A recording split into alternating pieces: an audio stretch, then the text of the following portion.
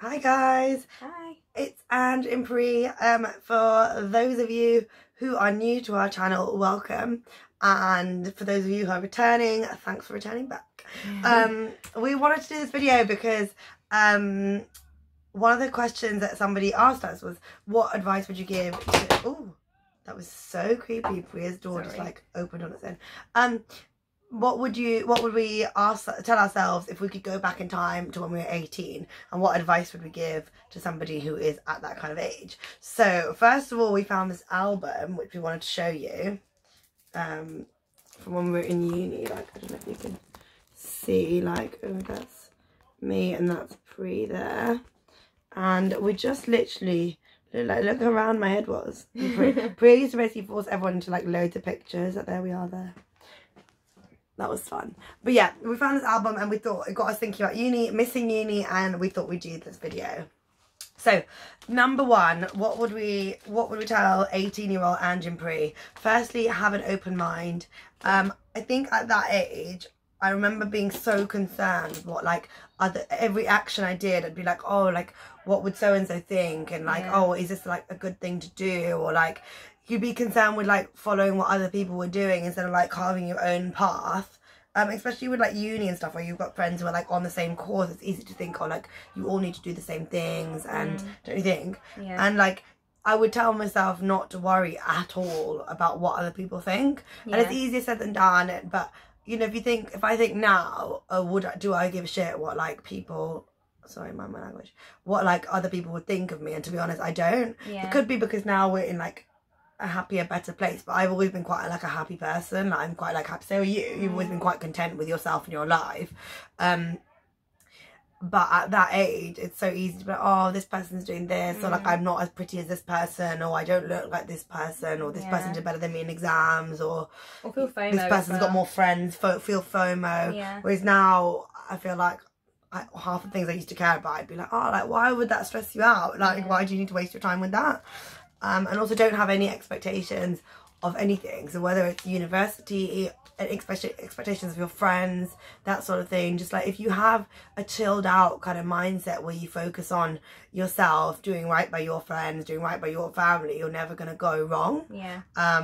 And that's something that's like super important. Otherwise, if you end up going to uni or even starting work with certain expectations and then they don't happen, you end up getting really upset, and then you start thinking, why didn't that happen? I wonder why this person didn't do that for me. And like, you can kind of end up in like a negative spiral. So like Anne said, just have a really open mind and don't really know what to expect, and then you'll just be like pleasantly surprised.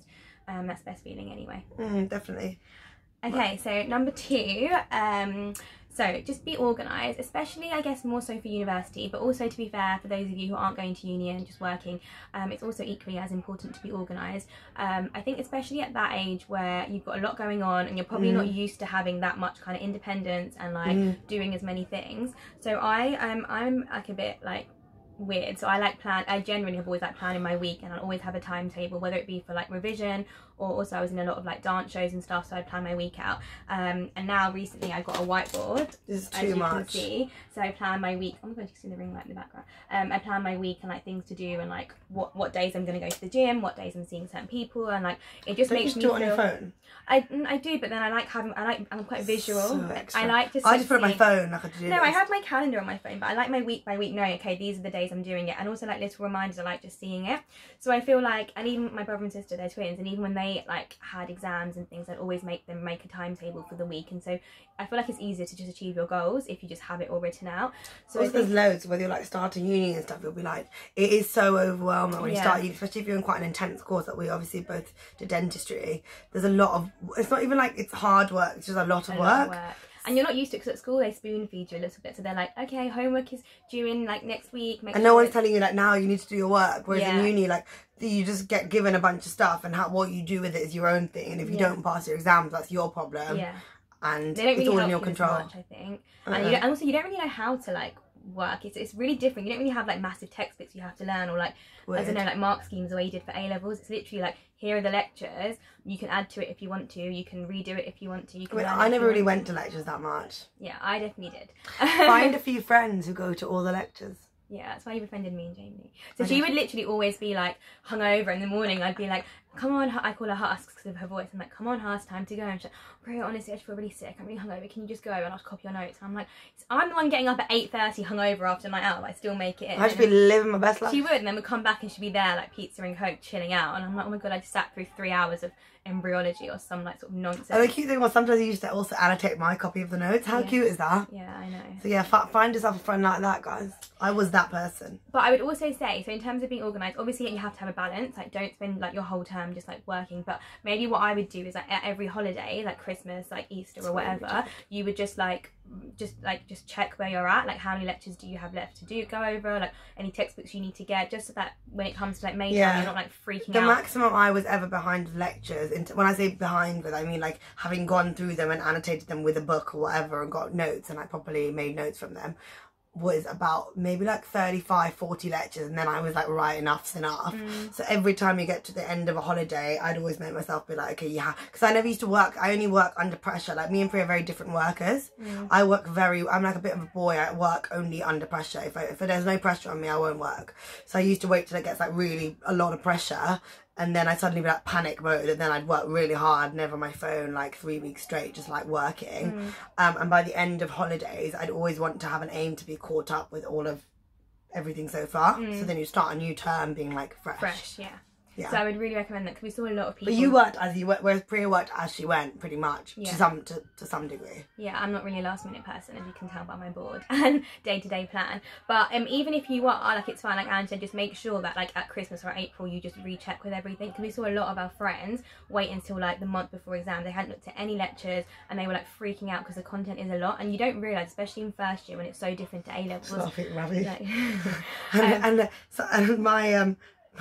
my fiance Ravi, he actually used to do dentistry with us too, and he failed his exams because he didn't go to any lectures and didn't ever think to catch up with any of them. So don't be one of those. Yeah, and make sure you just work throughout. And I think obviously everyone works differently, so don't feel like pressure to work like how your friends work, because obviously when Ange and I lived together, the other girl that we lived with, Jamie, one of our best friends, she was more like me. So Ange was a bit more like last minute and a bit aloof, and we were quite like on it. But don't feel pressured by whoever you're living with or who you're surrounded by. Whatever works for you works. Just make sure that you don't leave it to the last minute and you have a rough plan of where you want to be, and then you'll be fine. I agree with that. Okay, next one. Third one is relationships. So I got a boyfriend pretty quickly into uni because he was on our course as well, and he was actually Priya's flatmate. I actually thought Priya fancied him for a bit, so even though I had a boyfriend at the time, wasn't really sure what to make of this girl. You were shady. I literally was not shady. Was really unfriendly. You were just too... Ange came into uni looking like, honestly, like, you know that scene from Mean Girls of Regina George when she like struts in? That was literally what Ange did, and I was just sitting there innocently because I lived with... Now, if I could, I'd put the queen emoji on my head or have it like popping around the screen, but we don't know how to edit videos like that. Anyways, so I was like, I had no girl mates because obviously I came... Yeah, but you also weren't very friendly. I feel like you weren't very warm. But I feel like it's quite I was still warm and smiley. And you had resting bitch face. You were not warm and smiley. She looked like Regina George, and I lived with 2 boys. So like obviously like they all lived with girls. Hashtag hope. No, because no girls from my area like were doing friends dentistry. with her. Yeah.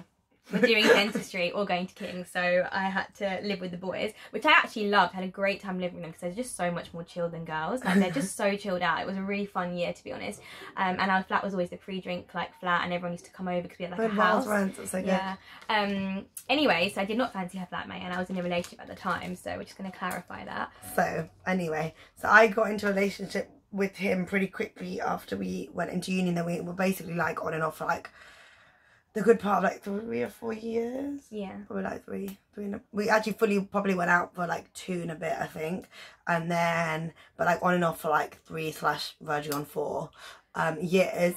And it's fine because a lot of that, you know, uni and stuff is the time where you probably will find that person. However, I kind of wish that I hadn't spent quite so much time with him, because I think I'm a relationship person. I like hanging out with my boyfriend all the time, and I'm that kind of person. But I wish that, you know, I wish that I told myself, you know, actually boys come and go to an extent, so it's always good to like make sure that you spend enough time with your friends, and getting that balance when you're not used to it. Suddenly like I was suddenly like living out. I had a boyfriend before that, but obviously it's different when you're like living out, you're seeing that person all the time. He was on my course, we were all in the same friend group, it was very like all the time. So yeah, I remember you at one point. That's like the only altercation we had. Yeah, I said that. Yeah, like we were like, because our flatmate, like we were like, enough is enough. Like we literally never saw her, so like she was always like with him, and even on nights out she would like then be with him, which obviously, like Ange said, like when you're in that situation, it is really natural for it to do, like, go quite quickly and quite intense, because you do always see them at uni, and then it's really easy to be like, I'll come back and just chill, let's watch a movie, or then let's go out for dinner, and then let's go here, and like it is really, really natural. So I feel like unless someone tells you, you probably don't realise. And then we had to like sit down with her and be like, look, like you are spending loads of time with him, and then I think she realised, and then she kind of stopped a little bit, which is good, because also you don't want to look back at uni and like your only memories be with a guy, even if it works out and you marry him, which is great, but then again, like which I did not. But then again, like it's still nice to look back at all the jokes you had with your girls and like other friends on your course and stuff, which sometimes you don't end up having if you just end up being obsessed with your boyfriend. And I think a lot of you also have asked about like long distance relationships, and the boyfriend that I was with at the time during uni didn't go to King's, he went to Nottingham, and at first I was like freaking out. I was like, oh my god, like we're not going to see each other, it's going to be really weird, but actually it was kind of a blessing in disguise, because it meant that we could both like have our independent like freshers and nights out and stuff, but then we would still look forward to seeing each other on weekends, and I'd go up or he'd come down and stuff. I think also because loads of people have asked about long distance relationships. Yeah, like, you know, because he did it for a while as well.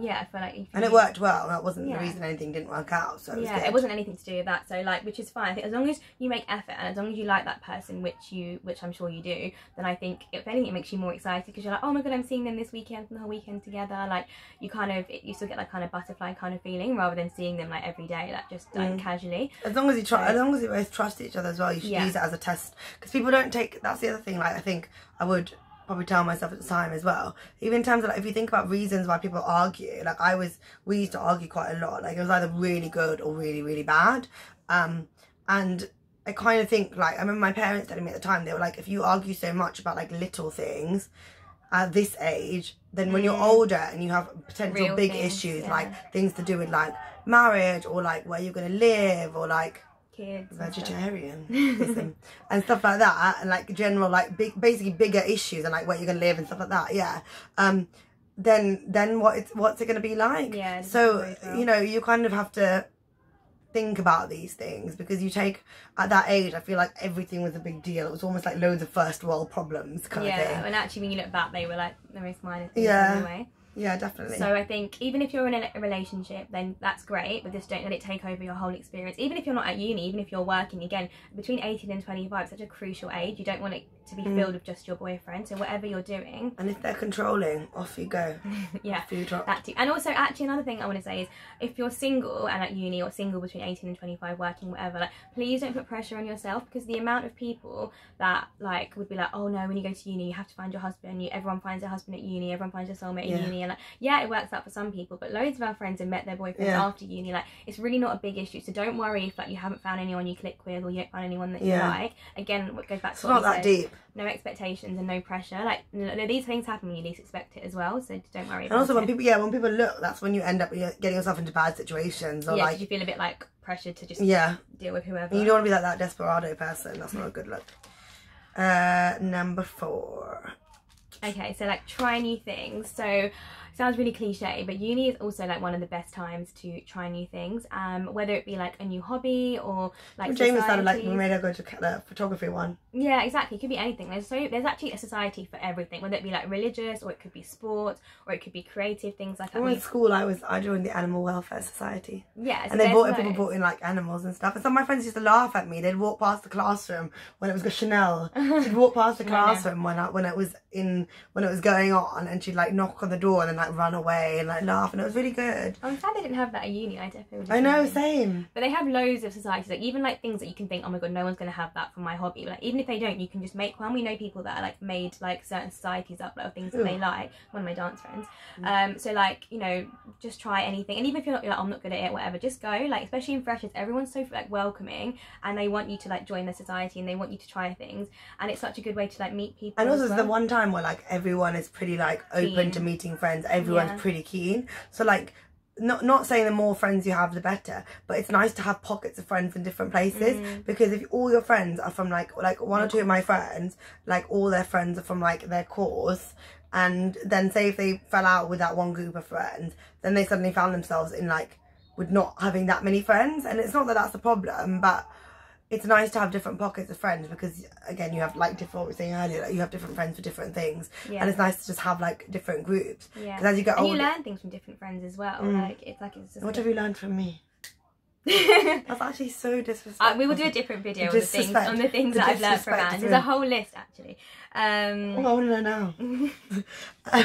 Okay, and also like stuff like we always say we wish we'd started this blog like when we were like 18, because also you had the time for it. You'd be laughing out. Yeah, you have the time for it. You have more of the energy for it, and like it's just, I feel like if there's anything you're like, I'm not sure if I should try it, this is the best time to try it. Like we guarantee, because once you start work and you're busy, and then you know your wedding comes along and you've got millions of other things going on, it is a lot harder to like put your interests first. So this is the best time, and even if it doesn't work out and you don't like the hobby or whatever, try something else. And imagine how much time we wasted at uni, and now like so much more time efficient. Yeah, definitely.